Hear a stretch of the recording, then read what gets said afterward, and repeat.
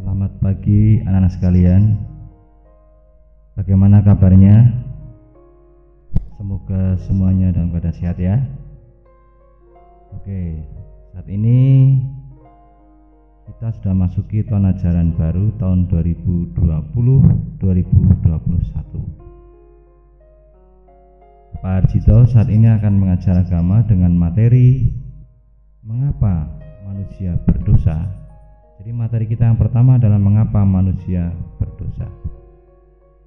Saya harap kalian bisa mengikuti dengan baik walaupun dengan cara online, tidak tatap muka, tapi kalian tetap semangat,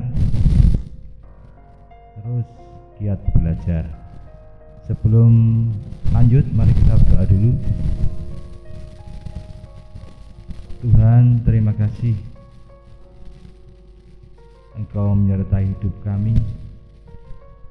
Engkau memberikan kesehatan kepada kami, kekuatan kepada kami, sehingga saat ini Tuhan kami boleh belajar dengan cara online atau jarak jauh. Mampukan kami mengerti apa yang Tuhan ajarkan kepada kami saat ini. Dan saat ini Tuhan kami akan mulai belajar agama Kristen dengan materi mengapa manusia berdosa. Berkati kami Tuhan, ampuni dosa dan kesalahan kami. Di dalam nama Tuhan Yesus kami sudah berdoa dan mengucap syukur dan mohon pertolongan. Haleluya, amin. Nah sekalian yang saya cintai dan saya kasihi, pagi ini seperti yang sudah saya sampaikan tadi, materi kita adalah mengapa manusia berdosa. Mungkin anak berpikir, kenapa sih manusia kok berdosa? Atau sejak kapan manusia melakukan dosa? Mari kita simak bersama. Kalau kita lihat di bacaan Alkitab, kita akan melihat di Alkitab Kejadian pasal 1-3. Tapi saya nggak bacakan, nanti waktunya panjang. Kalian bisa baca sendiri nanti di Alkitab kalian masing-masing. Kejadian 1-3 itu berisi tentang Tuhan menciptakan alam semesta, termasuk manusia, sampai manusia jatuh dalam dosa atau manusia melakukan dosa. Nah sekalian, kejadian manusia berdosa ini atau awal manusia berdosa diawali dengan penciptaan manusia, yaitu Tuhan menciptakan manusia, yaitu Adam dan Hawa. Mereka diciptakan segambar dan serupa dengan Allah. Artinya manusia diciptakan dengan sifat-sifat Allah. Kenapa? Manusia ini adalah manusia yang sempurna atau ciptaan Allah yang sempurna, maka disebut segambar dan serupa dengan Allah karena mempunyai sifat-sifat Allah. Apa sifat-sifat Allah? Di antaranya adalah kasih, akal budi, kesucian, kebaikan, dan lain sebagainya. Ini salah satu atau contoh sifat-sifat Allah yang diberikan kepada manusia. Beda dengan ciptaan Allah lainnya. Anak sekalian, setelah manusia diciptakan oleh Tuhan, lalu mereka ditempatkan di sebuah taman yang diberi nama Taman Eden. Pada saat itu, manusia dalam hal ini Adam dan Hawa hubungannya dengan Tuhan sangat baik. Tidak ada yang batasi, hubungannya baik sekali. Bahkan mereka hidup di Taman Eden dengan berbagai binatang, tumbuh-tumbuhan, mereka hidup sangat baik dan harmonis. Mereka belum tahu apa-apa, taunya adalah hal yang baik-baik saja. Ini keadaan manusia di Taman Eden waktu itu. Namun demikian, seiring berjalannya waktu, iblis tidak suka kalau manusia ini hubungannya baik dengan Tuhan. Jadi iblis ini enggak suka. Kemudian manusia digoda oleh iblis dalam rupa seekor ular. Jadi iblis datang dalam rupa seekor ular menggoda Adam dan Hawa. Apa yang mereka lakukan? Perlu kita ketahui bahwa Tuhan berpesan kepada manusia. Saat di Taman Eden ini, apa pesan Tuhan? Apa saja yang ada dalam Taman Eden ini boleh kamu makan. Apa saja. Tetapi ada satu buah yang nggak boleh kamu makan, yaitu buah pohon pengetahuan baik dan buah pengetahuan yang jahat. Ini larangan Tuhan. Artinya apa? Artinya manusia diberi kebebasan, diberikan pilihan. Pilihannya adalah taat dan tidak taat, setia dan tidak setia. Ini pilihannya. Jadi semuanya buah dalam Taman Eden ini boleh dimakan, tapi hanya satu yang jadi larangan Tuhan, yaitu buah pengetahuan baik dan yang jahat, atau dikenal dengan buah larangan. Ini larangan dari Tuhan. Nah, iblis tahu apa yang jadi larangan Tuhan, maka ia datang pada perempuan atau pada Hawa. Apa dia katakan? Kira-kira begini, "Hei Hawa, makanlah buah ini. Buah ini bagus dan enak, sedap kalau dimakan. Bahkan kalau kamu makan, kamu akan menjadi tahu tentang hal yang baik dan yang jahat." Lalu awalnya perempuan atau Hawa menolak bujukan dari iblis. Oh, ini nggak boleh sama Tuhan untuk dimakan, karena nanti kalau aku makan buah ini aku akan menjadi mati.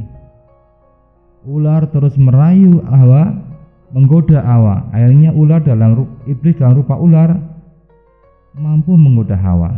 Enggak Hawa, kalau kamu makan buah ini justru kamu akan sama seperti Tuhan, sama seperti Allah, tahu tentang hal yang baik dan hal yang jahat. Nah, rupa-rupanya apa kata-kata ular ini membuat Hawa ini menjadi bingung. Bahkan akhirnya ikut kata-kata ular. Kemudian Adam dan Hawa melihat apa yang disampaikan ular, dikatakan ular. Kemudian ia memetik buah ini. Dia petik buahnya, lalu ia makan. Apa yang terjadi? Mereka melanggar hukum Allah. Karena melanggar hukum Allah, maka disebut dengan dosa. Jadi dosa adalah pelanggaran terhadap hukum Allah atau hukum Tuhan. Larangan Tuhan dilanggar oleh manusia, maka manusia menjadi dosa. Nah, ini bisa dilihat di Injil 1 Yohanes 3 ayat yang keempat. Dosa adalah pelanggaran terhadap hukum Allah. Dan anak sekalian, inilah awal mula manusia jatuh dalam dosa. Mengapa? Karena manusia tidak setia. Pilihannya adalah melanggar, ingin sama seperti Tuhan. Karena kata iblis apa? Kalau kamu makan buah ini, kamu akan menjadi sama seperti Tuhan, tahu tentang yang baik dan yang jahat. Nah, anak sekalian, bagaimana proses kejatuhan manusia dalam dosa? Yang pertama Hawa mendengarkan kata-kata iblis. Jadi lewat telinga Hawa mendengarkan apa kata iblis. Kata iblis, kata kuncinya adalah buah itu sedap kalau dimakan, enak. Bahkan buah itu membuat mereka tahu tentang baik dan yang jahat. Itu yang pertama. Kemudian setelah mendengar kata-kata iblis, Hawa manusia melihat bahwa buah itu baik, enak dan sedap untuk dimakan. Memang buahnya bagus, anak-anak. Nah, akhirnya buah larangan itu dipetik dan dimakan oleh Hawa. Kemudian diberikan juga kepada Adam, sehingga mereka semuanya melanggar perintah Tuhan. Ia memberontak kepada Tuhan, dia ingin sama seperti Tuhan. Memang akhirnya tahu apa itu baik, apa itu jahat. Taunya dari mana? Semula pada saat mereka belum makan buah larangan Tuhan, manusia dalam keadaan telanjang. Beda kalau kita nggak pakai baju kita malu karena kita tahu dulu mereka nggak ngerti. Taunya adalah baik-baik saja, tidak ada yang jahat, tidak ada yang nggak baik. Tetapi setelah makan buah ini mereka menjadi tahu bahwa mereka telanjang, sehingga mereka lari mencari dedaunan untuk menutupi tubuhnya karena mereka malu. Dan saat itu hubungan mereka dengan Tuhan menjadi jauh. Anak-anak, inilah awal mula mengapa manusia berdosa atau melakukan dosa. Tentu saja dosa ini terus menurun kepada kita. Jadi kita terus turunannya Adam dan Hawa melakukan dosa juga. Nah, dosa yang ini disebut dengan dosa turunan atau dosa warisan karena diwariskan kepada anak cucunya, termasuk kita dan anak cucu kita nanti. Jadi dosa turunan adalah dosa yang diturunkan atau diwariskan oleh Adam dan Hawa kepada kita, sehingga kita pun terus melakukan dosa. Yang kedua, ada namanya dosa-dosa perbuatan, itu perbuatan kita. Perbuatan kita yang tidak sesuai dengan kehendak Tuhan, misalnya mencuri, marah-marah, memukul teman atau berkelahi, mengumpat dan sebagainya. Itu contoh dosa perbuatan. Bisa keluar dari pikiran kita maupun perbuatan kita. Kalau kita punya pikiran misalkan mencelakai temannya, itu berarti sudah berdosa. Karena pikiran kita tumbuh pikiran yang jahat. Dan hati-hati anak-anak, dosa-dosa semacam ini jangan sampai terus berlanjut dalam kehidupan kita. Nah sekalian, dari dua macam dosa ini mengakibatkan apa? Kita akan menjadi mati karena firman Tuhan berkata kan, kalau buah itu dimakan, engkau akan menjadi mati. Dengan demikian upah dosa adalah kematian atau maut.